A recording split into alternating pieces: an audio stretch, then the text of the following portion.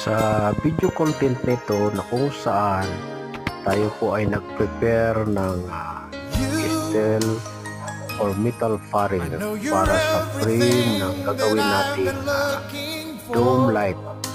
Nakakabitan natin ng cove light na kung saan ito po yung ikakabit natin doon mismo sa sentro ng bar counter. From the bottom of the ceiling, ito po ilalagay natin o ipunan mamaya. Pagkatapos, ito sa background, kita po natin yung customized modular open cabinet. Ito po itatog na sa pag-asi. Ito pinatagay natin sa init para mabilis ang kanyang pag-dry. Then, ito na po yung makikita natin sa ating handa na frame. Ito na po yung pinalagay